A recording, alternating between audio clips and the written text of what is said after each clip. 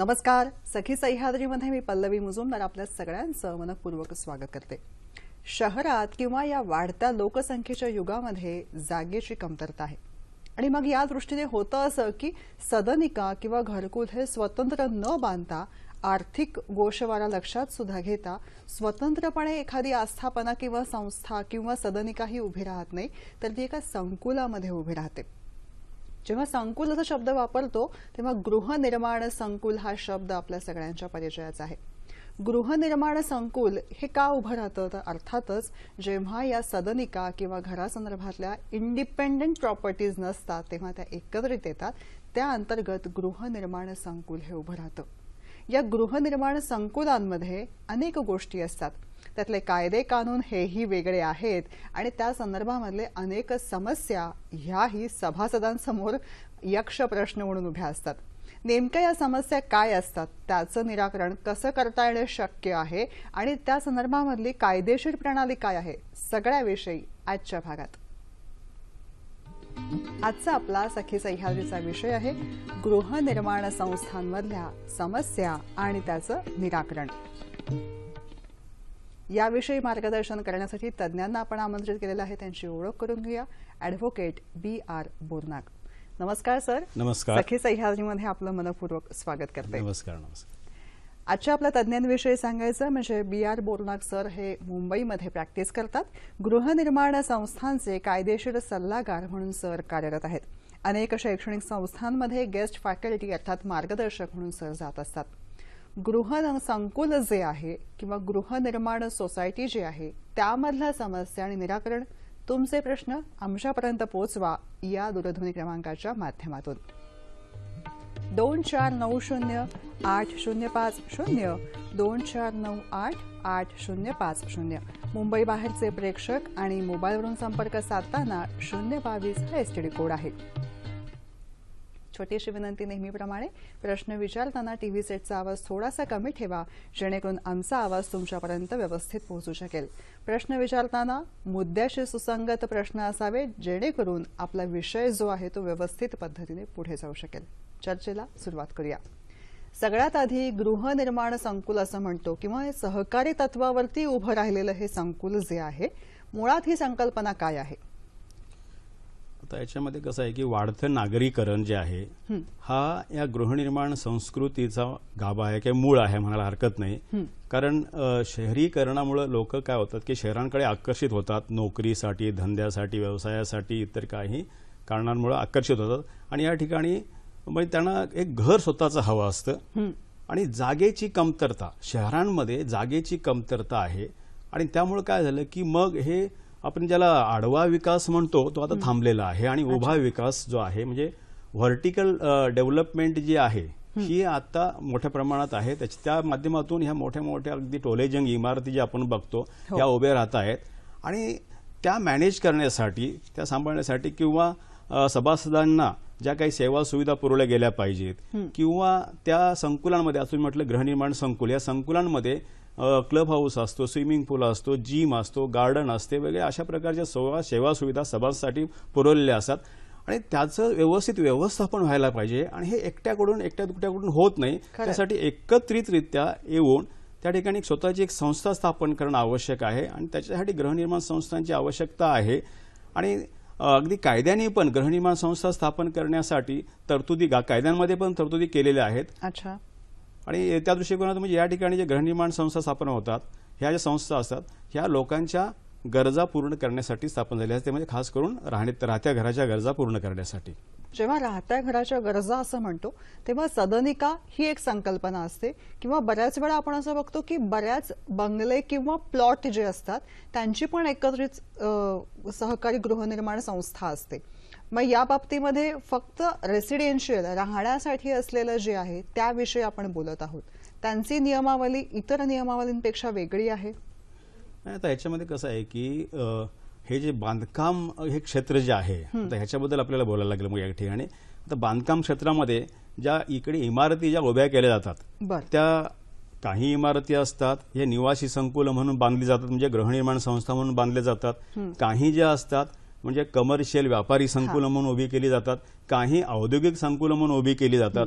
पण या ठिकाणी ज्या संस्था स्थापन होतात, आपण बघितलं की थोड्याफार फरकाने या संस्थांसाठी तयार केलेल्या ज्या उपविधी आहेत, खास करून म्हणजे सहकारी गृहनिर्माण संस्था तुम्ही स्थापन केली की त्याच्यासाठी एकच कायदा आहे, तो म्हणजे महाराष्ट्र कोऑपरेटिव्ह सोसायटीज ऍक्ट 1960, म्हणजे महाराष्ट्र सहकारी गृहनिर्माण संस्था अधिनियम 1960 चा हा कायदा आहे.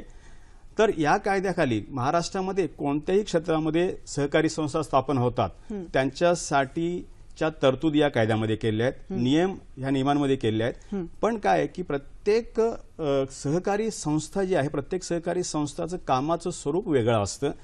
त्यामुळं त्यांच्या अंतर्गत बाबीसाठी सभासद, मॅनेजिंग कमिटी आहे वगैरे यांच्या अंतर्गत बाबीसाठी वेगळी नियमावली आवश्यक असते आणि त्यानुसार कायद्यामधील तरतुदीनुसार प्रत्येक गृहनिर्माण संस्थेला बंधनकारक आहे की स्वतःचा उपविधी असायला पाहिजे आणि तो उपविधी जो आहे आपले निबंधक जे आहेत सहकार खात्याचे, तर त्या निबंधकांनी मंजूर केलेले उपविधी जे आहेत हे गृहनिर्माण संस्था म्हणा किंवा व्यापारी सहकारी संस्था म्हणजे कमर्शियल सोसायटी ज्या आहेत, ज्याला प्रिमायसेस कोऑपरेटिव्ह सोसायटी वगैरे म्हटलं जातं, इंडस्ट्रियल कोऑपरेटिव्ह सोसायट्या, यांना हे जे उपविधी स्वीकारावे लागतात आणि ते बंधनकारक असतात सगळ्यांवरती आणि त्या उपविधीनुसार या गृहनिर्माण संस्था किंवा इतर ज्या सहकारी संस्था यांचं कामकाज चालतं. कार्यक्रमातला पहिला फोन आलाय, तुमच्या परवानगीने तो घेते. रवींद्र कुडाळकर आपल्याशी बोलतायत पुण्याहून. नमस्कार. नमस्कार सर, माझे 2 प्रश्न आहेत ऍक्च्युली. पहिला प्रश्न मला असा विचारायचा आहे की एकत्र राहताना सोसायटीमध्ये हे जे मेंबर्स असतात ना, कधी कधी इगो प्रॉब्लेम म्हणा किंवा इतरही काही समस्यांमुळे एकतर मेंटेनन्स मंथली व्यवस्थित न भरणं हा मुख्य प्रॉब्लेम अनेक सोसायट्यांमध्ये असतो आणि ते पेंडिंग हे राहतं. त्यामुळे एकतर लाईट बिल, पाणी बिल, टॅक्सेस भरणं हे नियमित होत नाही, त्यामुळे त्या सुविधा खंडित होऊ शकतात. त्याचप्रमाणे जर विकास कामं काही करायची असतील सोसायटीमध्ये तेही व्यवस्थित होत नाही, त्याच्यावर देखील परिणाम होतो. तर या संबंधी काय केलं जावं हा पहिला प्रश्न. दुसरं मला असं विचारायचं आहे की या सहकारी संस्थांमध्ये बिल्डरने जे बांधकाम केलेलं आहे कधी कधी त्याची जबाबदारी तो पूर्ण करत नाही किंवा अर्धवट कामं करतो, त्याचा त्रास मेंबर्सला होतो. तर या दोन्ही बाबतीत तुम्ही मार्गदर्शन करावं. धन्यवाद सर. धन्यवाद. निधी कसा उभा राहतो मुळात? आता नाही, आता यांचा जो प्रश्न खूपच म्हणजे अतिशय आवश्यक त्यांनी प्रश्न विचारलेला आहे आणि हे जवळजवळ सर्व गृहनिर्माण संस्थांमध्ये जी समस्या जी आहे मुख्य, तो बरोबर नेमका प्रश्न यांनी विचारलेला आहे. तर बरेचसे मेंबर्स असतात. आता युगो जो प्रॉब्लेम असतो, हा युगो प्रॉब्लेमचा त्यांनी उल्लेख केला. हा युगो सभासदांकडून पण असू शकतो आणि बऱ्याचशा वेळा मॅनेजिंग कमिटी समिती सदस्य त्यांच्याकडून असतो. पण खास करून त्यांनी जो म्हणजे सभासद वेळेवरती संस्थेची देयकं भरत नाहीत, जे बिल आहे भरत नाही. कारण बघा, सभासदांनी जर संस्थेची बिलं भरली तर त्याच्यातूनच संस्था खर्च करणार असते आणि त्याच्यातूनच सभासदांना मिळणाऱ्या ज्या सोयी सुविधा असतात ही संस्था त्यांना पुरवत असते. आता या ठिकाणी सभासद त्यांची जी देयकं आहेत संस्थेची ते वेळेवर भरत नाहीत, अशा सभासदांवरती कारवाई करण्यासाठी कायद्यांमध्ये अगदी व्यवस्थित तरतुदी केलेल्या आहेत. तर ह्या ज्या गृहनिर्माण संस्था आहेत ह्या अशा सभासदांच्या विरुद्ध महाराष्ट्र सहकारी संस्था अधिनियम 1960च्या कलम 101 अन्वये निबंधकाकडे दाद मागू शकतात. निबंधक त्यांना वसुली दाखला म्हणजे आपल्या आदेशांमार्फत वसुली दाखला देतो, म्हणजे रिकव्हरी सर्टिफिकेट इश्यू केलं जातं ह्या गृहनिर्माण संस्थांना आणि त्या रिकव्हरी सर्टिफिकेटच्या बेसिसवरती कलम 156 खाली वसुली अधिकारी नेमून वेळ प्रसंगी त्या सभासदाची प्रॉपर्टी जप्त करून म्हणजे फ्लॅट वगैरे जप्त करून संस्थेचे देयक जे आहे वसूल केलं जातं. अशी कडक तरतूद कायद्यामध्ये आहे. इतक्या स्पष्टपणे आहे. तशी यंत्रणा ही कार्यरत आहे. फक्त गृहनिर्माण संस्थांनी तो मार्ग अवलंबला पाहिजे. त्याच्या व्यतिरिक्त कलम 91 मध्ये या गृहनिर्माण संस्था सहकार न्यायालयामध्ये दादही मागू शकतात आणि सहकार न्यायालयाच्या आदेशानुसार जी पुन्हा रिकव्हरीची जी ऑर्डर होईल सहकार न्यायालयाकडून जो आदेश दिला जाईल तो पुन्हा कलम 156 खाली रिकव्हरी ऑफिसर म्हणजे वसुली अधिकारी जे असतात यांच्या नेमणुकीतून पुन्हा प्रॉपर्टी अटॅचमेंट वगैरे करून तो वसूल केला जातो. बरोबर. त्यांचा पुढचा मुद्दा असा होता की विकासकांनी जी विकास कामं केलेली अर्धवट सोडलेली असतात त्या बाबतीत होणारा त्रास. आता याच्यामध्ये विकासकांनी जी अर्धवट कामं ठेवली आहेत किंवा त्याच्यामध्ये नंतर पण काही त्याच्या ज्या कन्स्ट्रक्शनमध्ये डिफेक्ट्स वगैरे आढळून येतात तर इथे डिफेक्ट लॅबिलिटी पिरियड जो आहे हा कायद्यामध्ये मेन्शन केलेला आहे. पण विकासक आणि संस्था यांच्यासाठी सहकारी संस्था कायदा जो आहे हा लागू होत नाही किंवा उपविधी लागू होत नाही, त्या फक्त सभासद वगैरेंच्यासाठी आहेत। तर विकासकावरती जर यांना कारवाई करायची असेल तर मोफा हा कायदा जो आहे, पूर्वी मोफा कायदा होता, या मोफा कायद्यानुसार 3 वर्षापर्यंत जर काय कन्स्ट्रक्शनमध्ये डिफेक्ट वगैरे आढळला तर सहकारी संस्था म्हणा किंवा कोणी सभासद वगैरे आहे यांना एकतर कंझ्युमर फोरम जे आहे, कंझ्युमर फोरम किंवा दुसरा कोणता सिव्हिल कोर्ट आहे वगैरे, इथे त्यांना दाद मागता येत होती। आत्ता जो आहे, आता रेरा कायदा जो नवीन आलेला आहे, रेरा कायद्याने ही जी मुदत 3 वर्षाची डिफेक्ट लायबिलिटी पिरियडची ही 5 वर्षापर्यंत वाढवलेली आहे। म्हणजे अजून सहकारी संस्था किंवा जे हे फ्लॅट परचेसर्स आहेत यांच्या फेवरमध्ये हे 2 वर्ष अजून वाढले। 5 वर्षापर्यंत जर तुम्हाला काय विकासकांनी पुरवलेल्या ज्या काय आपल्या सुविधा आहेत किंवा बांधकामामध्ये काय डिफेक्ट वगैरे आहे हा जर आढळला, 5 वर्षापर्यंत तुमच्याकडे वेळ आहे की तुम्ही त्यांच्या विरोधात कायदेशीर कारवाई करू शकता। इव्हन आता रेरा अथॉरिटीकडे तुम्हाला दादही मागता येते, कारण तशी यंत्रणा रेरा कायद्याखाली बनवली गेलेली आहे स्पष्टपणे। अरे वा, पुढचा फोन आहे तो घेऊया। अमोल वाटोळे आपल्याशी बोलतात बदलापूरहून। नमस्कार अमोल। हॅलो, नमस्कार मॅडम। माझे 2 प्रश्न आहे बोटनाथ सरांसाठी। एक, सोसायटी प्रॉपर्टी ऑफिस सोसायटीला जीएसटी नंबर घेणं जरुरी आहे का? आणि दुसरा प्रश्न आहे माझा की आमची कमिटी आता 6 महिने झाले, नवीन कमिटी निर्माण झाली, अगोदरच्या कमिटीने 15-16चं ऑडिटिंग केलं नाहीये। आणि आता नवीन नियम आला की त्याविषयी पेपरात आला की या 31 जुलैपर्यंत ऑडिटिंग आणि अहवाल कम्प्लीट करणं जरुरी आहे, अकाउंटिंग आणि सगळं। तर अशा केसमध्ये आम्ही काय करायला हवं? धन्यवाद। तुमचे दोन्ही प्रश्न पोहोचलेले आहेत, उत्तर मिळेलच। सहकारी तत्वावर उभं राहिलेल्या गृहनिर्माण संकुल संस्था यामध्ये अनेक समस्या असतात, त्यांचं निराकरण कशा पद्धतीने केलं जाऊ शकतं, मुळात या समस्या काय असू शकतात ज्या आपल्याला व्यवहारामध्ये ज्याला सामोरं जावं लागतं, या सगळ्याविषयी आजच्या भागात अतिशय महत्त्वाचा भाग आणि ॲडव्होकेट BR बोरनाक आपल्याला मार्गदर्शन करतायत। ब्रेक घेण्यापूर्वी आपल्याला अमोल यांचा फोन होता आणि त्यांनी म्हटलं होतं गृहनिर्माण संकुलांना जीएसटी नंबर घेणं आवश्यक आहे का सर? तर बघा, गृहनिर्माण संस्था ज्या आहेत ह्या सभासदांना ज्या सेवा सुविधा पुरवतात त्या कुठल्या तरी बाहेरच्या एजन्सीकडून घेतलेल्या असतात आणि त्या बाहेरच्या ज्या एजन्सी असतात त्यांना जीएसटी ॲप्लिकेबल आहे, त्यामुळं गृहनिर्माण संस्थांनाही जीएसटी ॲप्लिकेबल आहे आणि गृहनिर्माण संस्थांनीही जीएसटी खाली आपलं रजिस्ट्रेशन केलं पाहिजे। आता मुद्दा असा राहतो की जीएसटी म्हणजे लिमिट जे आहे जीएसटीचं वगैरे या सगळ्या गोष्टीचा, तर त्या लिमिटमध्ये गृहनिर्माण संस्था बसत असेल तर ती लायबिलिटी बनेल, पण जी नोंदणी आवश्यक आहे जीएसटीच्या अंडर, जीएसटी खाली गृहनिर्माण संस्थांना नोंदणी ही केलीच पाहिजे आणि नोंदणी क्रमांक हा घेतलाच पाहिजे। अच्छा, आता एक मुद्दा असा येतो सर की सभासद स्थापना केलेली गृहनिर्माण संकुलाची स्थापना झालेली आहे, त्याचे सभासद आहेत, स्थापना नोंदणी कार्यपद्धती ही सगळी सुरू झालेली आहे। हे सुरू असताना एक मुद्दा येतो तो म्हणजे निधी लागतो रोजची दैनंदिन कार्यप्रणाली पार पाडण्यासाठी। हा निधी नेमका कुठून येतो आणि कशा कशा प्रकारे विविध कोणत्या कोणत्या मार्गाने उभा राहू शकतो? आता आपण ह्या संदर्भात जर उपविधीमधल्या तरतुदी बघितल्या, बायलॉज मधल्या तरतुदी जर बघितल्या तर याच्यामध्ये आपल्याला हे 2 भाग करावे लागतील।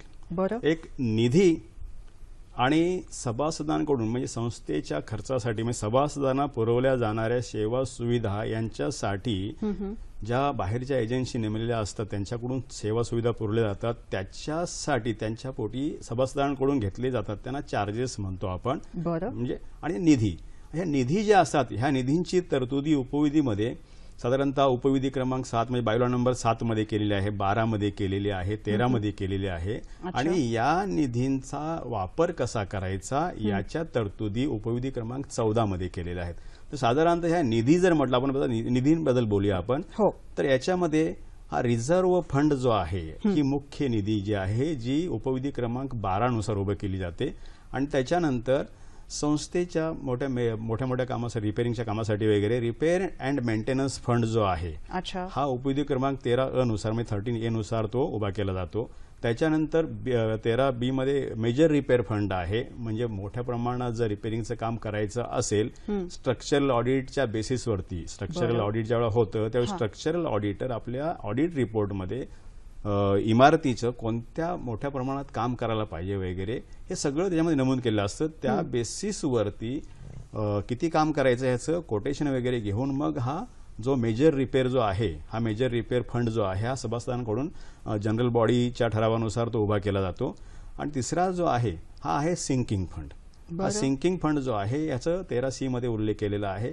आणि बाकी मग एज्युकेशन ट्रेनिंग फंड आहे, इलेक्शनला साठी इलेक्शन फंड वगैरे आहेत. हे अशा प्रकारचे फंड्स म्हणजे निधीमध्ये या सगळ्या गोष्टी येतात. अच्छा. दुसरा जो मुद्दा भाग आहे जो आपला हा सोसायटीचे चार्जेस. ह्या चार्जेसमध्ये तुम्ही म्हटल्याप्रमाणे सोसायटीच्या दैनंदिन खर्चासाठी म्हणजे रेग्युलर बेसिसवरती सोसायटीला जे खर्च होतात, आता काय ह्या निधी जे असतात ना, ह्या निधी स्पेसिफिक पर्पजसाठी असतात. त्या सोसायटीच्या दैनंदिन खर्चासाठी तुम्हाला वापरता येत नाहीत. त्याच्यासाठी सर्व्हिस चार्जेस किंवा कॉमनली सगळे लोक त्याला मेंटेनन्स चार्जेस म्हणतात. तर सर्व्हिस चार्जेस ह्या हेड खाली सभासदांकडून ते जे चार्जेस आहेत हे बिलामधून वसूल केले जातात. आणि त्याच्यामधून मिळालेल्या पैशातून हे जे काही नॉर्मल बेसिस रेग्युलर बेसिसवरची सोसायटीचे जे खर्च आहेत ते पार पाडले जातात. त्याच्यामध्ये बरीच मोठी लिस्ट आहे जी तुम्हाला बायलॉ उपविधी क्रमांक 65 मध्ये दिले, 65, 66, 67 मध्ये या सगळ्या गोष्टी दिल्या. 67 जो आहे नवीन बायलॉजमध्ये ह्याच्यामध्ये किंवा हे जे चार्जेस सभासदांना लावायचे आहेत हे चार्जेसचा बेसिस काय, कोणत्या बेसिसवरती हे चार्जेस लावायचे म्हणजे याचा उल्लेख केलाय. आणि त्याचा आधार घेऊन कमिटीने प्रत्येक मेंबरला जे बिल आहे हे बिलामध्ये चार्जेस लावले पाहिजेत. हा नेहमी कळीचा मुद्दा असतो की चार्जेस किती असतील, तर त्या बाबतीमध्ये सुद्धा काही आहे का? हो ना, मी सांगितलं बायलॉ क्रमांक 67A जो आहे 67A आहे याच्यामध्ये स्पेसिफिकली म्हटलेलं आहे की कोणते चार्जेस तुम्ही कसे लावायचे. आता उदाहरणार्थ मला प्रॉपर्टी टॅक्स हा पहिला मुद्दा विचारला. प्रॉपर्टी टॅक्स तुम्हाला जी लोकल अथॉरिटी असते, म्हणजे आता मुंबईमध्ये मुंबई महानगरपालिका आहे, ठाणा म्हटलं की ठाणे महानगरपालिका आहे, या ठिकाणी लोकल अथॉरिटीकडे असेसमेंट झालेली असते आणि त्या असेसमेंटच्या बेसिसवरती local authority property tax charge करत असते. संस्थेने एक्झॅक्ट तेवढीच अमाऊंट बिलामध्ये लावली पाहिजे, कमी नाही जास्त नाही. हे असे आहे, हो स्पष्ट केलेलं आहे. आता लिफ्टच्या बाबतीमध्ये म्हटलं तर ज्या इमारतीला लिफ्ट प्रोव्हाइड केलेली आहे त्या इमारतीमधल्या जे सभासद आहेत किंवा सदनिकाधारक आहेत यांनी ते समप्रमाणात ही जी लिफ्ट मेंटेनन्स, लिफ्टचे इलेक्ट्रिसिटी चार्जेस वगैरे जे काय आहेत किंवा लिफ्ट ऑपरेटर असेल तो जो आहे, एएमसी असेल ते जो आहे, हे समप्रमाणात त्यांनी ते कॉन्ट्रीब्यूट करायचं आहे. मग ते लिफ्ट वापरू देत किंवा नाही वापरू देत. इतक्या स्पष्टपणे सगळ्या ज्या तरतुदी आहेत आपल्या उपविधीमध्ये केलेल्या आहेत. त्यामुळं सभासदांना चार्जेस लावते वेळी म्हणजे मला वाटतं कोणत्याही प्रकारचं असं कमिटी समितीचा जो आहे गोंधळ उडता कामा नये आणि अगदी सगळ्या गोष्टी जिथल्या तिथे आहेत व्यवस्थित. मस्त. पुढचा फोन आहे, सचिन दाते आपल्याशी बोलतायत कल्याणहून. नमस्कार सचिन, बोला. हॅलो, नमस्कार मॅडम. माझा प्रश्न असा आहे की सोसायटी जेव्हा नवीन कमिटी स्थापन होते, ओके, आणि जुन्या कमिटीचा हँडओव्हर देत नसेल तर नवीन कमिटीने काय प्रोसेस करायला पाहिजे आणि हँडओव्हर घेताना काय काय काळजी घ्यायला? धन्यवाद. कशा प्रकारे अधिकार घ्यावेत? आता ह्यांचा मुद्दा असा होता की जुनी जी कमिटी म्हणजे आउट गोईंग कमिटी ज्याला आपण म्हणतो ही चार्ज देत नाहीये, हा त्यांचा मुद्दा होता खरं तर. आणि हे बऱ्याचशा वेळा होतं असं. अच्छा. आणि ह्याच्यामध्ये बरेचसे वादम निर्माण होतात सोसायटीमध्ये, अगदी हे कोर्ट कचेऱ्यापर्यंत पण जातं. तर या ठिकाणी जर एक नवीन सोसायटीची निवडणूक झालेली आहे, समिती सदस्यांची निवडणूक झालेली आहे, नवीन समिती निवडून आलेली आहे, निवडणूक निर्णय अधिकारी त्या ठिकाणी नेमायला लागतो. निवडणूक आपल्याकडे प्राधिकरण जे आहे सहकारी संस्थांसाठी वेगळं स्थापन झालेलं आहे कायद्यामध्ये तरतुदीनुसार. तर याच्या निवडणूक प्राधिकरणाकडून आपल्याकडे निवडणूक निर्णय अधिकाऱ्याची नेमणूक होते आणि त्या निवडणूक निर्णय अधिकाऱ्यामार्फत ह्या सहकारी संस्थांच्या निवडणुका पार पाडल्या जातात. आणि निवडणुका झाल्याच्यानंतर निवडणुकीचा निकाल जाहीर झाल्याच्या नंतर समितीचं गठन झाल्याच्या नंतर 15 दिवसाच्या आतमध्ये एक जॉईंट मीटिंग कमिटी जी घ्यायला लागते, म्हणजे आउट गोईंग मॅनेजिंग कमिटी आणि न्यूली इलेक्टेड मॅनेजिंग कमिटी मेंबर्सची एक जॉईंट मीटिंग घ्यायला लागते. ही आउट गोईंग मॅनेजिंग कमिटी या सेक्रेटरीने बोलवायची आहे, कारण नवीन कमिटीचा सेक्रेटरी अजून ठरलेलं नाही. ह्या जॉईंट मीटिंगमध्ये पहिल्यांदा काय होतं की नवीन मॅनेजिंग कमिटी जी आहे आणि आपले ऑफिस वेअरर्स जे आहेत हे निवडायचे असतात, म्हणजे चेअरमन, सेक्रेटरी आणि ट्रेझरर हे निवडायचे असतात. आणि हे नवीन कमिटीचे चेअरमन, सेक्रेटरी, ट्रेझरर यांची निवड झाली की मग ही आउट गोईंग कमिटीचे चेअरमन जे आहेत त्यांनी त्यांच्या सचिवांकडून म्हणजे सेक्रेटरीकडून, कारण सोसायटीचं रेकॉर्ड जे असतं हे सेक्रेटरींकडे असतं, सेक्रेटरीने त्यांच्याकडे असणाऱ्या पूर्ण रेकॉर्डची यादी लिस्ट बनवायची आणि ती आपल्या चेअरमनकडे द्यायची. आणि चेअरमननी काय करायचं, हे नवीन जी कमिटीचे चेअरमन निवडलेले आहेत त्यांना सुपूर्द करायची आणि ते मिळाल्याची पोच घ्यायची. हे सगळे लिस्ट त्याच्यामध्ये आलं. त्यांचा जो प्रश्न असा होता की बऱ्याचशा वेळेला ही आउटगोईंग कमिटीचे चेअरमन जे आहेत हे नवीन कमिटीकडे चार्ज देत नाहीत होतं ते. तर त्याच्यासाठी आपला महाराष्ट्र सहकार कायदा 1960 जे अधिनियम 1960 जे आहे महाराष्ट्र कोऑपरेटिव्ह सोसायटीज ऍक्ट 1960 जो आहे त्याच्या सेक्शन 80 म्हणजे कलम 80 मध्ये स्पेसिफिक अशी तरतूद केलेली आहे स्पष्टपणे की जर म्हणजे सोसायटीचे सेक्रेटरी चेअरमन वगैरे दप्तराचा ताबा देत नसतील ते कुणालाही, मग कधी कधी काय असतं ऑडिटिंगला गेल्याच्या नंतर त्याला ताबा दिला जात नाही. कधी कधी सोसायटीच्या 89 सेक्शन 89A खाली इन्स्पेक्शनची ऑर्डर रजिस्ट्रारकडून काढली जाते, त्या इन्स्पेक्शन ऑफिसरला ते रेकॉर्ड तपासायचं असतं. कलम 83 आहे त्याच्यामध्ये 83 इन्क्वायरीसाठी आहे, इन्क्वायरी ऑफिसर अपॉइंट केला होता, इन्क्वायरी ऑफिसरलाही सोसायटीचं दप्तर असतं. आणि कलम 88 एक आहे त्याच्यामध्ये की जे काही हे जे डिलिंग विथ डायरेक्टर्स म्हणजे ह्यांनी काय म्हणजे मॅल प्रॅक्टिसेस केलेले आहेत त्यांच्याकडून वसुलीसाठी नक्की त्यांची जबाबदारी फिक्स करण्यासाठी असेसमेंट ऑफ डॅमेजेस म्हणून अशी ती प्रोव्हिजन आहे. तर यावेळी आणि नवीन कमिटीची निवडून झाल्यानंतर नवीन कमिटीला सोसायटीच्या दप्तरांचं म्हणजे काही रेकॉर्ड जे आहे किंवा दप्तर आहे हवं असतं आणि ते देत नसतील त्यावेळेला निबंधकांकडे म्हणजे संबंधित जे रजिस्ट्रार आहेत रजिस्ट्रारकडे रितसर अर्ज करायचा, तक्रार करायची कलम 80 खाली. आणि कलम 80 खाली रजिस्ट्रार सोसायटीच्या दप्तराच्या जप्तीचा आदेश देतात. आणि ही जप्ती जी आहे त्यांच्या आदेश तो आदेश घेऊन तुम्ही तहसीलदारांकडे जायचं, तहसीलदारांच्या आदेशाने पोलीस प्रोटेक्शन घ्यायचं. म्हणजे बघा म्हणजे या ठिकाणी जप्ती करायची म्हटलं तर तुम्ही गेल्याच्या नंतर देतीलच असं नाही, कारण आता अगोदरच देत नाहीत. म्हणजे ही जी सरकारी यंत्रणा आहे त्या यंत्रणेचा फायदा घेऊनच काय करायचं आहे, तुम्हाला दप्तराचा ताबा घ्यायचा आहे. म्हणजे अगदी पोलीस प्रोटेक्शन घेऊन त्या ठिकाणी जबरदस्ती दप्तराचा ताबा घेतला जातो आणि ज्यांच्याकडे तो सुपूर्द केला जातो त्यासाठी त्यांच्याकडे केला जातो. तर कलम 80चा आधार घेऊन मला वाटतं ही कारवाई त्यांनी करायला हरकत नाही. संपूर्ण यंत्रणा त्या सभासदांच्या बरोबर असते आणि त्या पद्धतीने मार्गदर्शनही करते असं एकंदरीत चित्र दिसतं. हो, आणि याच्यामध्ये काय की बघितलं आपण सगळ्या तरतुदी आहेत ना अगदी व्यवस्थित केलेल्या आहेत, पण या सभासदांपर्यंत पोहोचत नाहीत. आणि बऱ्याचशा वेळा काय होतं की समिती सदस्य जे असतात त्यांनाही या बऱ्याचशा वेळा अवगत नसतात.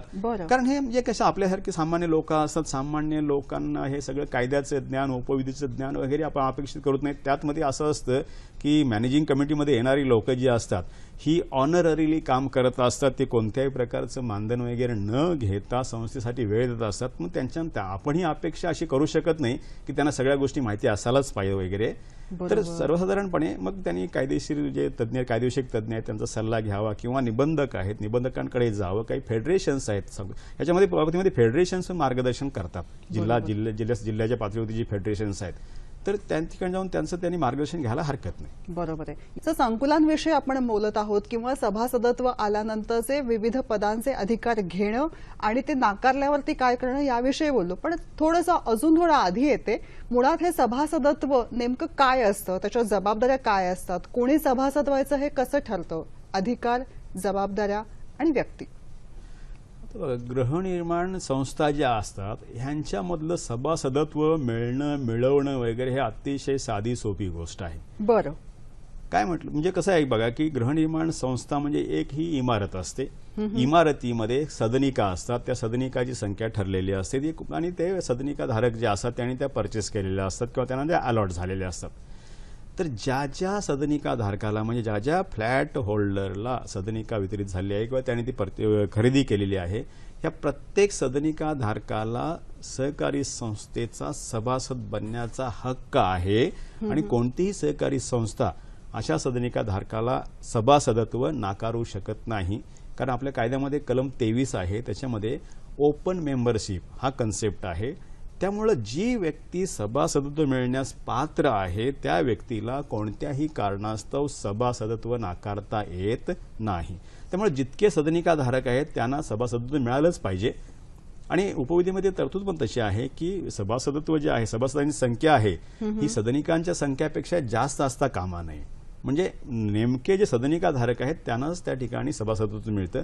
आता हे सभासदत्व मिळवण्यासाठी जे असते सुरुवातीला आपली सहकारी गृहनिर्माण संस्था जी आहे ही जी आपली स्थापन होत असते त्यावेळेला निबंधकाकडे आपण गृहनिर्माण संस्था स्थापनेसाठी प्रस्ताव पाठवतो. त्या प्रस्तावावरती जे लोक सह्या करतात त्यांना आपण प्रवर्तक म्हणतो, प्रमोटर्स म्हणतो.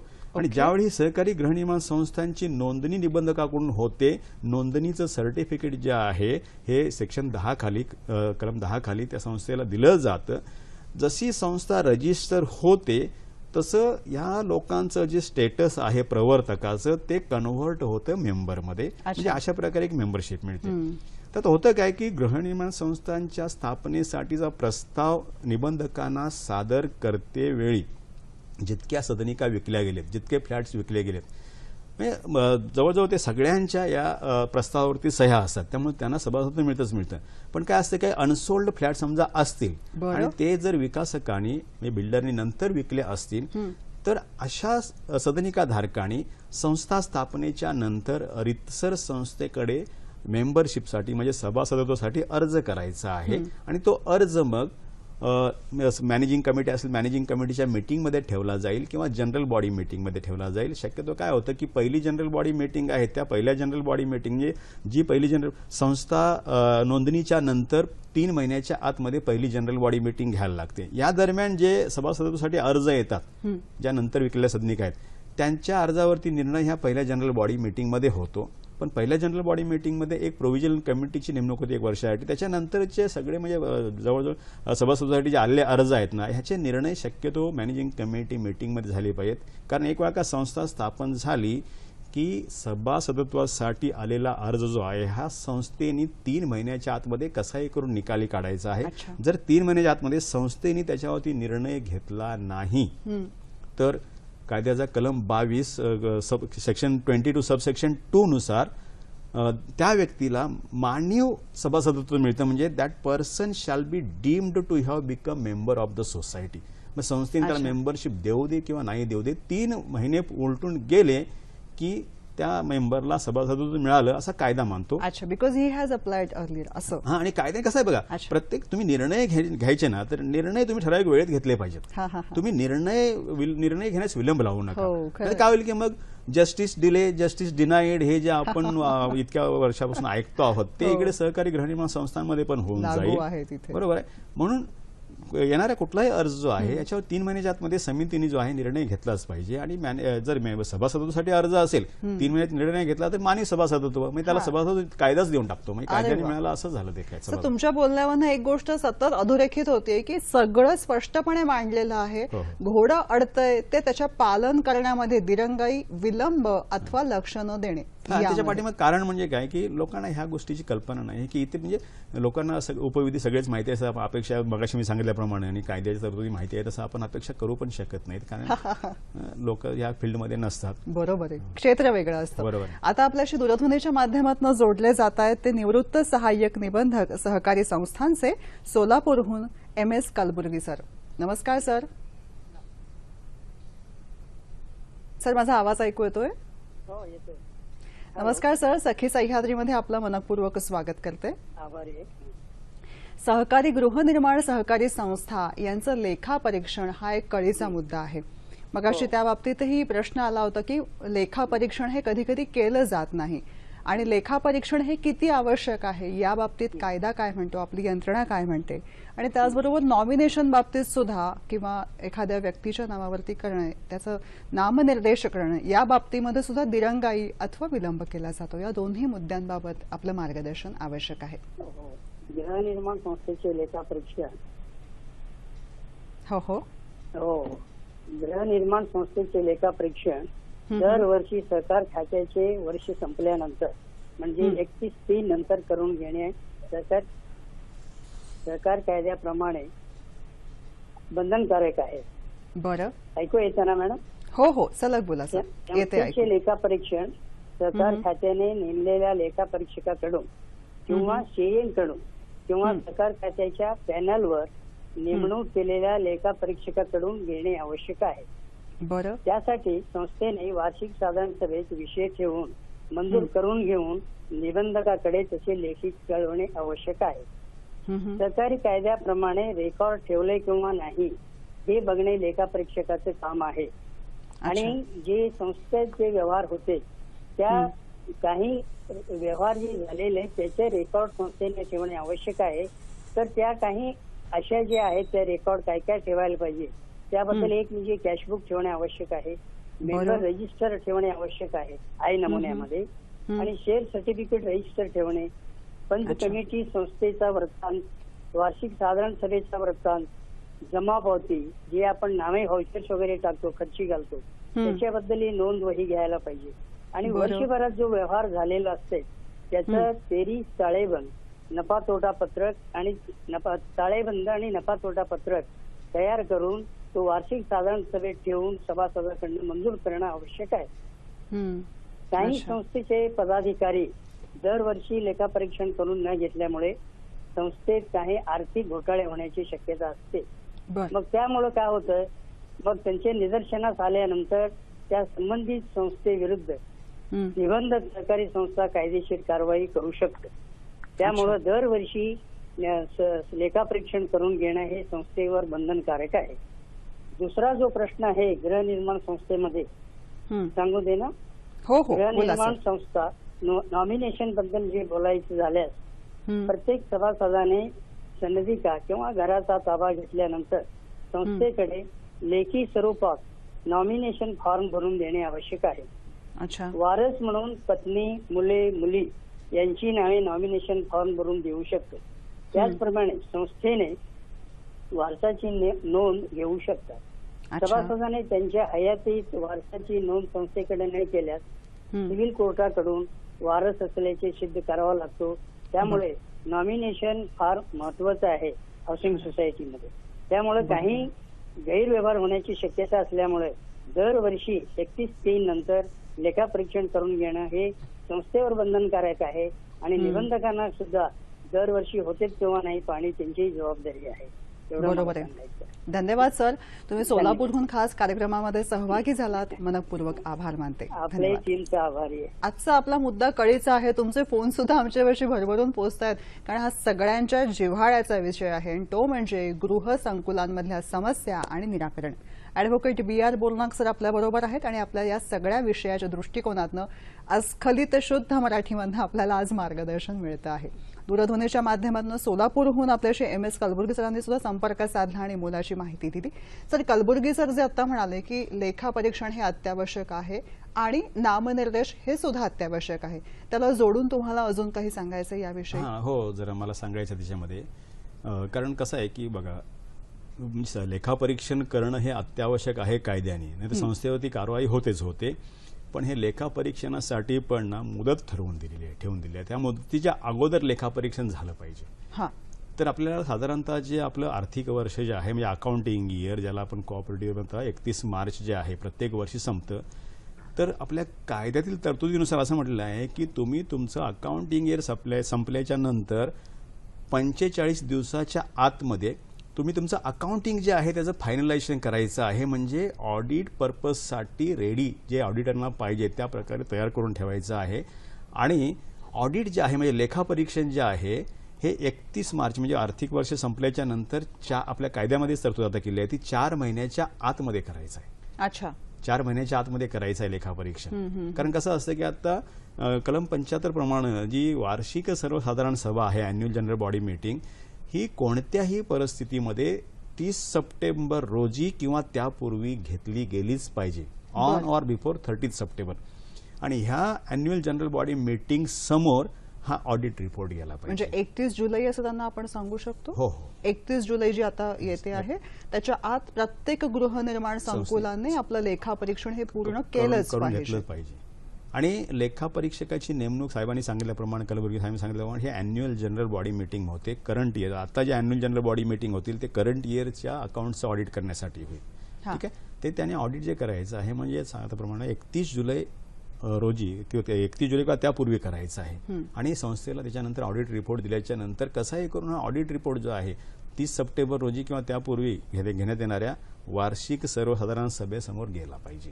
तर ते टाइम बाउंड सगळं आहे. त्यामुळे हा एक मुद्दा महत्वाचा की हा गृहनिर्माण संस्थांना समजला पाहिजे किंवा समिती सदस्यांना समजला पाहिजे की याच्यामध्ये एक्सटेन्शन नाही. तुम्हाला वार्षिक सर्वसाधारण सभा जर नाही घेतली 30 सप्टेंबर रोजी किंवा त्यापूर्वी, तर पूर्वी त्याला एक्सटेन्शन मिळायचं, मुदतवाढ मिळायची 3 महिन्याची. पण आता त्याला एक्सटेन्शन नाहीये. आता काय होतं की जर तुम्ही 30 सप्टेंबर रोजी किंवा त्यापूर्वी जर वार्षिक सर्वसाधारण सभा घेतली नाही तर कायद्याच्या कलम 75(5) म्हणजे सेक्शन 75 सबसेक्शन 5 नुसार जी कमिटी किंवा कमिटीमधले जबाबदार लोक आहेत त्यांच्यावरती इव्हन डिस्क्वालिफिकेशन म्हणजे अपात्रतेची कारवाई केली जाऊ शकते. त्या कमिटीमधून त्यांना दूर केलं जाऊ शकतं आणि त्याचबरोबर त्यांना पुढच्या पूर्ण टर्मसाठी म्हणजे 5 वर्षासाठी डिस्क्वालिफाय केलं जाऊ शकतं. एवढी कडक तरतूद केलेली आहे. अच्छा, सभासद आणि अधिकारी या सगळ्यांवरती कारवाई होऊ शकते. सभासद नाही, समिती सदस्य. समिती सदस्यांवर कारण ह्याला जबाबदारी असते. समिती सदस्यामध्ये खास करून तुमचे चेअरमन, सेक्रेटरी, ट्रेझरी वगैरे ह्या लोकांची जास्त जबाबदारी आहे त्याच्यामध्ये. बरोबर आहे. पुढचा फोन आहे. माधवी कुलकर्णी आपल्याशी बोलतात पुण्याहून. नमस्कार माधवी ताई. हो चालेल. बोला.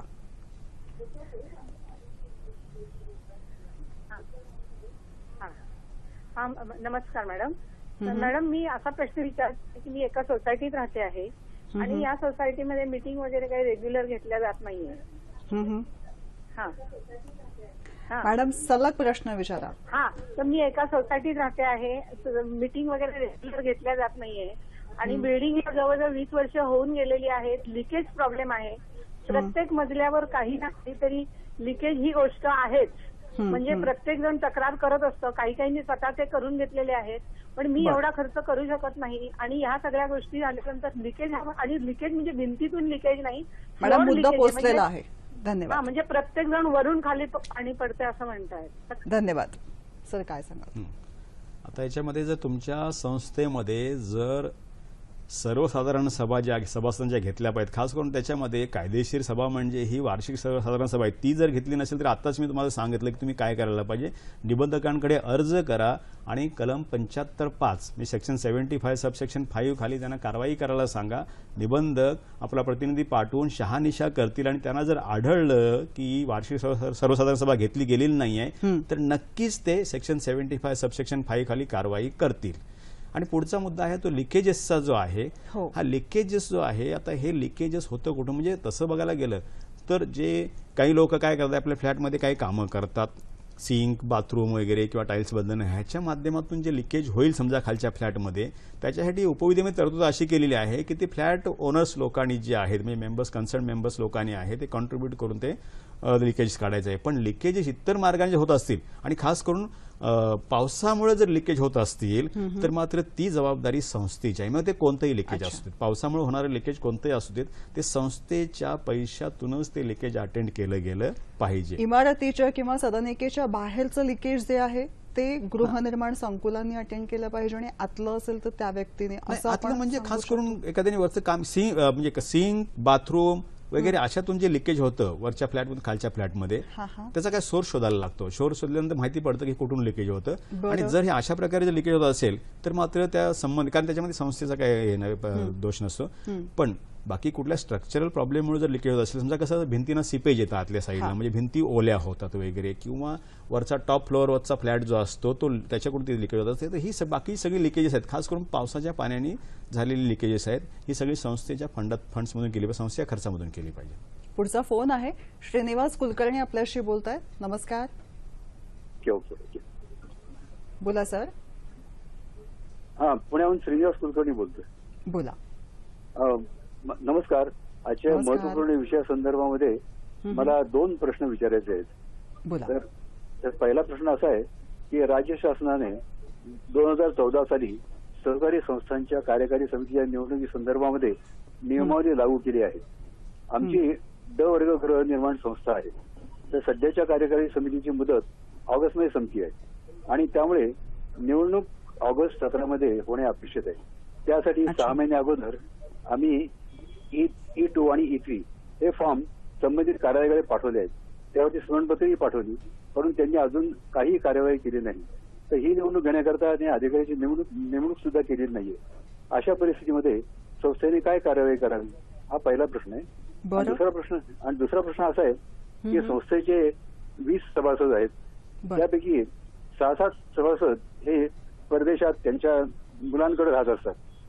त्यामुळे संस्थेत कायमस्वरूपी राहणारे सभासद आहेत ते फक्त 12-13 सभासद आहेत आणि उपविधीमध्ये तर कार्यकारी समितीमध्ये 11 सभासद असणे अपेक्षित आहे. तर अशा परिस्थितीमध्ये 11 पेक्षा कमी सभासद ठेवता येतात का आणि त्याकरता काय तरतूद आहे, याबद्दल मार्गदर्शन केल्यास मी आभारी आहे.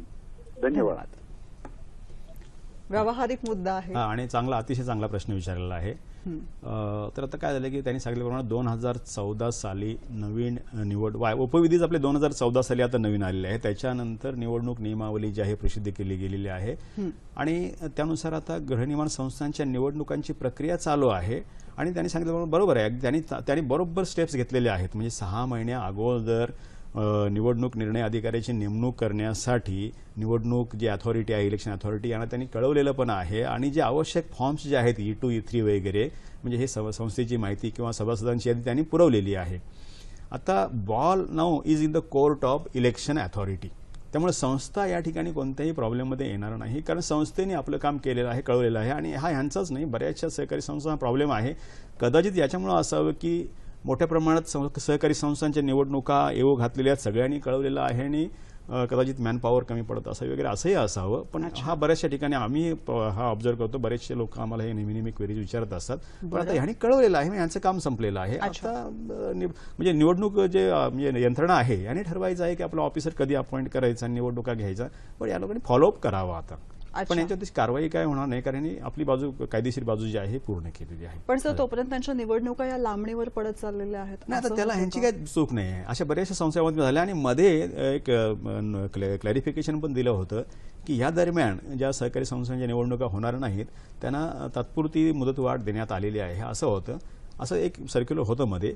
ठीक आहे, तरी पण आता काय कसं आहे बघा की निवडणुका आता घेणं जी आहे ना, एक वेळा आपल्या सोसायटीने कळवलं की निवडणुका घेणं ही जबाबदारी जी आहे ही सहकारी संस्थांचं जे निवडणूक प्राधिकरण आहे त्यांची आहे. त्यांनी निवडणूक निर्णय अधिकारी अपॉइंट करायचा आहे आणि ते निवडणुका घ्यायच्या आहेत. संस्थेने जी माहिती पाहिजे ती पुरवलेली आहे. आता मी आता ही मुदत, आता ती ऑटोमॅटिक मुदत वाढ मिळाली असं म्हणायला हरकत नाही ना, निवडणुका होऊन नवीन कमिटी गठीत होईपर्यंत. अच्छा, त्यांचा दुसरा मुद्दा जो होता की 20 पैकी काही सदस्य आहेत ते देशाच्या बाहेर आहेत, अशा पद्धतीमध्ये 11 पेक्षा कमी सदस्यांची किंवा 11 सदस्यांची कमिटी होऊ शकते का? कमिटी 11 सदस्याचीच कमीत कमी आहे आता. बरं, कसं आहे की म्हणजे 100 मेंबर असतील सोसायटीचे तर 11 सदस्य, 101 ते 200 असतील तर 13, 201 ते 300 असतील तर 15, मग 301 ते 500 असतील तर सरळ तुमचं 17 आणि 501 त्यावरती 19, असं ते स्लॅबच आहेत त्याचे. त्यामुळे ह्यांच्या संस्था जे म्हणजे तुम्हाला कमीत कमी कितीही म्हणजे सभासद कमी असतील तरी 11 सदस्यांची ही समिती असायलाच पाहिजे. त्याच्यामध्ये राखीव जागांच्या अशा 5 येतात, 2 महिलांसाठी आहेत आणि कास्ट बेसिसवरती 3 जागा, ज्यामध्ये SC ST साठी 1 आहे, OBC साठी 1 आहे आणि DT NT आणि SBC साठी अशी 1 जागा आहे. तर काय म्हणजे 5 जागा राखीव असं असतं. आणि ह्याच्यामध्ये काय की आता इथे अजूनपर्यंत तरी ह्याच्यामध्ये काही सुधारणा सुचवलेल्या नाहीत. त्यामुळे त्यांना 11 लोकांच्या कमिटीसाठीच निवडणूक यांची घेतली जाईल निवडणूक निर्णय अधिकाऱ्याकडून. त्याच्यामुळे तसं काय अजून या काय एक्झम्पशन देणं, सूट देणं वगैरे हा असं अजून काय तसं ठरलेलं नाही आहे. ते एक विचारतच ह्याच्यामध्ये जसं तुम्ही आता म्हणाल की 11 सदस्यांमध्ये राखीव सदस्य, महिला सदस्य असे वर्ग असतात, पण 11 मध्ये हे सगळे उपलब्ध असतात का राखीव मंडळी? म्हणजे आता जर आणि नसली तर काय? म्हणजे तसं असे आदेश म्हणजे डायरेक्शन्स असे आहेत की समजा राखीव प्रवर्गातील एखादा उमेदवार जर उपलब्ध नसेल किंवा त्या संस्थेमध्ये राहत नसेल तर ती जागा रिकामी ठेवायची. मग अशा वेळी 11 पेक्षा कमी चालते. म्हणजे हो, आता ही काय म्हणते ही लिमिट आहे. 11 पेक्षा जास्त तुमच्या समितीमध्ये निवडून आलेले सदस्य असतात कामा, 11 पेक्षा जास्त. कमी म्हणजे असतं म्हणजे तुमचे जे आहेत आता ह्या राखीव प्रवर्गातील समजा उमेदवार मिळाले नाहीत तर तुम्हाला ती जागा मोकळी ठेवायला लागेल. अशा वेळेला कमी सदस्यांची समिती असू शकते. अच्छा, आता एक महत्वाचा मुद्दा असतो सदनिकांच्या बाबतीमध्ये, लिव्ह इन लायसन्सवरती सदनिका किंवा बंगला किंवा जे काही गृह प्रकल्प आहे तो दिला जातो. या संदर्भामधले गृहसंकुलांचे नियम काय आहेत? आता लिव्ह इन लायसन्सवरती आपल्याला सदनिका द्यायची असेल तर पूर्वी काय व्हायचं की संस्थेची परवानगी घेणं, नो ऑब्जेक्शन घेणं आवश्यक होतं. पण आता नवीन उपविधीमध्ये संस्थेचं नो ऑब्जेक्शन जे आहे हे आवश्यक नाही असं म्हटलेलं आहे. बरं, इव्हन तुम्हाला फ्लॅट विकायचा जरी झाला तरी उपविधी क्रमांक 38D नुसार 38D नुसार या ठिकाणी फ्लॅट विकण्यासाठी पण आता संस्थेच्या NOCची आवश्यकता नाही असं म्हटलेलं आहे. पण तुम्ही जर सदनिका लिव्ह इन लायसन्सवरती दिली त्याच्यानंतर तुम्हाला संस्थेला कळवणं आवश्यक आहे की तुम्ही संस्था म्हणजे तुमची सदनिका जी आहे ही लिव्ह इन लायसन्सवरती वगैरे दिलेली आहे, कुणाला दिलेली आहे, कळवणं आवश्यक आहे. ह्याच्यापूर्वी कसं होतं की पोलीस व्हेरिफिकेशन एक आवश्यक होतं. पोलीस व्हेरिफिकेशन आवश्यक होतं, तिथे पण आता पोलिसांना इंटिमेशन तुम्हाला द्यायचं. अच्छा, बस आता त्याच्यात बरोबर आहे. वेळ कमी आहे, पण काही ठळक मुद्दे आहेत. एक मुद्दा येतो तो म्हणजे हा जसा लिव्ह इन लायसन आहे तसं सदनिका विक्री आणि हस्तांतरणासंदर्भामधला नियम काय सांगतो? म्हणजे सदनिका तुम्हाला विक्री करायची असेल तर कसं आहे की याच्यामध्ये एक प्रोसेस आहे, प्रक्रिया आहे. बरं. व्यवहार ज्यावेळी ठरतो खरेदी विक्रीच्या सदनिकाचा, त्यावेळी जो सदनिका धारक आहे, तुमचा सभासद आहे आणि तुमचा आता जो प्रपोज ट्रान्सफर आहे, म्हणजे ज्याला ते ट्रान्सफर होणार आहे, तर ह्या लोकांनी त्या सोसायटीला एक नोटीस द्यायची असते आणि जो घेणारा आहे त्याचा कन्सेंट द्यायचा असतो. त्याच्यासाठी उपविधीमध्ये जे फॉर्म्स आहेत दिलेले ते अपेंडिक्स 20 पार्ट 1 आहे. हा notice of intention to transfer shares and interest in the capital property of the society असं त्याचं हेडिंग आहे.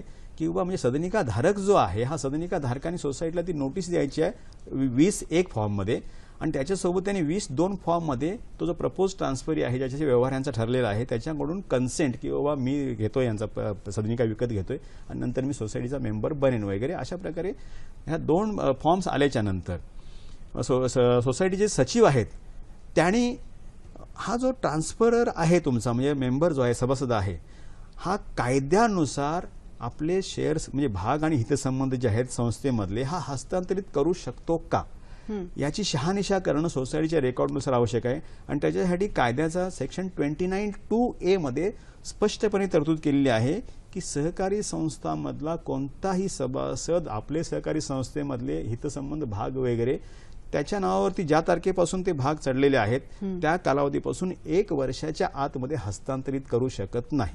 अच्छा, त्यामुळे 1 वर्ष त्याच्या मेंबरशिपला झालेली आहेत की नाही हे त्या सचिवांनी बघणं गरजेचं आहे. आणि 1 वर्ष पूर्ण झाली नसतील तर त्यांना तसं कळवायचं आहे 15 दिवसामध्ये पुढच्या की तुम्हाला हे हस्तांतरित करता येणार नाही, कारण ही जी कंडिशन आहे म्हणजे सेक्शन 29(2)A जो आहे हा कंप्लाय होत नाही आहे, त्यामुळे तुम्हाला हे ट्रान्सफर करता येणार नाही असं कळवायचं आहे.